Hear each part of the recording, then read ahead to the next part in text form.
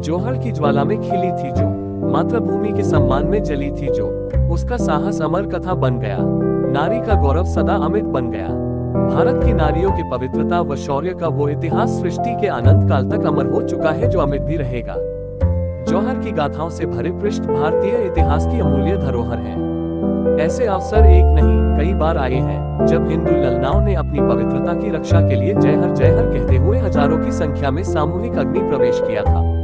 यही उद्घोष आगे चलकर जौहर बन गया। जौहर की गाथाओं में सर्वाधिक चर्चित प्रंत चित्तौड़ की रानी पद्मावती का है, जिन्होंने 26 अगस्त 1303 को 16,000 क्षत्रियों के साथ जौहर किया था तथा मलेच्छ खिलजी की परछाई तक को अपने शरीर पर नहीं पड़ने दिया था।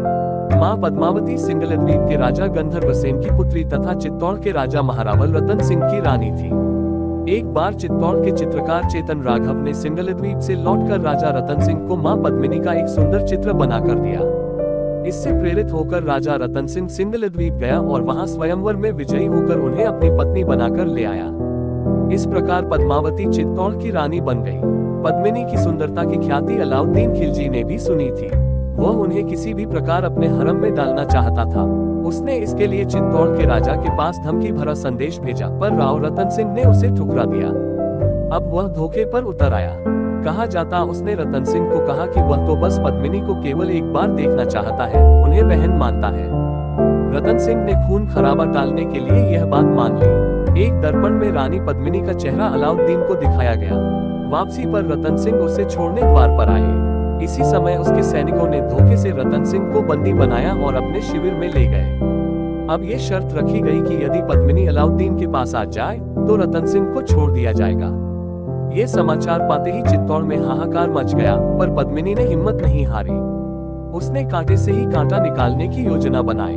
अलाउद्दीन के पास समाचार भेजा गया कि पद्मिनी रानी है, अतः वह अकेले नहीं आएंगी। उनके साथ पालकियों में 800 सखियां और सेविकाएं भी आएंगी।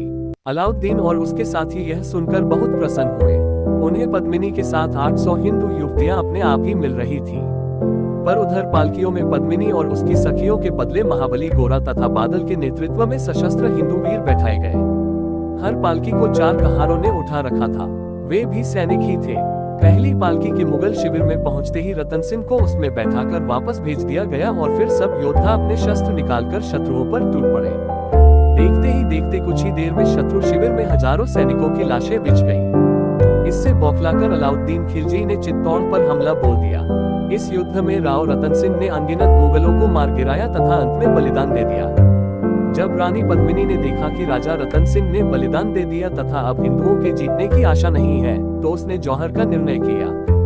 रानी पद्मिनी ने संकल्प लिया कि वह जीते जी तो क्या, मरने के बाद भी मलेच्छ खिलजी की परछाई तक को अपने शरीर पर नहीं पड़ने देंगी। रानी और किले में उपस्थित सभी नारियों ने संपूर्ण श्रृंगार किया। हजारों बड़ी चिताएं सजाई गईं। जय हर का उद्घोष करते हुए सर्वप्रथम वीरांगना महारानी पद्मिनी ने चिता में छलांग लगाई और फिर क्रमशः सभी हिंदू वीरांगनाएं, यहाँ तक बच्चियां भी अग्नि प्रवेश कर गईं। पद्मिनी के अनेकानेक भारतीय वीरांगनाओं ने धर्मरक्षा के लिए हंसते हंसते अपना बलिदान दे दिया था।